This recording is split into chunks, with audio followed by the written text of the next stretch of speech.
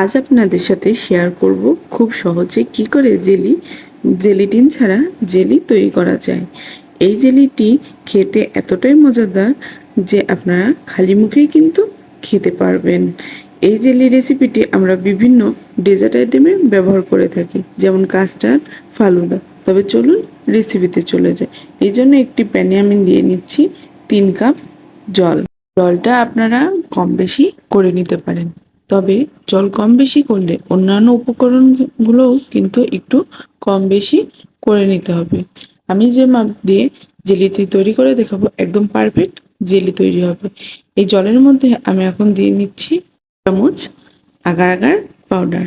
এখানে agar agar powder ব্যবহার করলে জেলিটি খুব সুন্দর তৈরি হবে। আর দিয়ে নেব হাফ কাপ চিনি। মিষ্টিটা আমরা আপনাদের পছন্দ অনুযায়ী কম বেশি করে নিতে পারেন। আগার আগার পাউডার আর চিনিটা আমি ভালো করে কিন্তু মিশিয়ে নিচ্ছি। যদি দলা পেকে থাকে তাহলে কিন্তু জেলিটি দেখতে বা খেতে ভালো লাগবে না।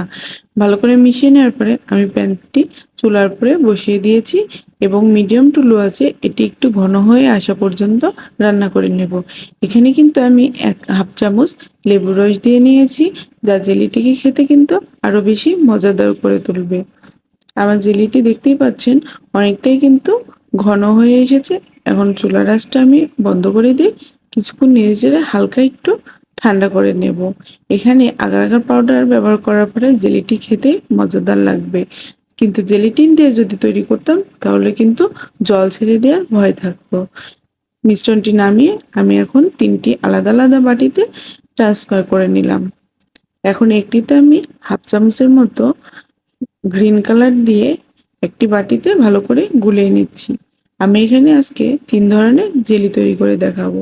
আরেকটি বাটিতে আমি হাফ চামচ দিয়ে নিলাম রেড কালার। দেখে বুঝতে পারছেন কতটা লোভনীয় কিন্তু লাগছে এখনই এই কালার অ্যাড করার পরে জেলিগুলো। এই জেলিগুলো ছোটদের কিন্তু আমরা খালি মুখে দিয়ে দিতে পারি। এখন আমি এটা সেট হওয়ার জন্য 2 ঘন্টা পরে আপনাদের দেখাচ্ছি।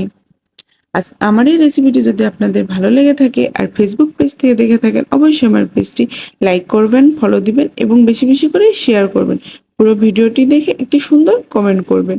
আর আমার ইউটিউব চ্যানেল থেকে দেখে থাকলে অবশ্যই আমার চ্যানেলটি সাবস্ক্রাইব করে রাখবেন, পাশে থাকা বেল আইকনটি ক্লিক করে রাখবেন, যেন আমি ভিডিও দেওয়ার সাথে সাথে আপনারা নোটিফিকেশনগুলো পেয়ে যান। আর যারা এই কাজগুলো করে রেখেছেন তাদেরকে অনেক অনেক ধন্যবাদ আমার পাশে থাকার জন্য। আমি কিন্তু জেলিগুলো কেটে ভালো করে সার্ভ করে নিয়েছি।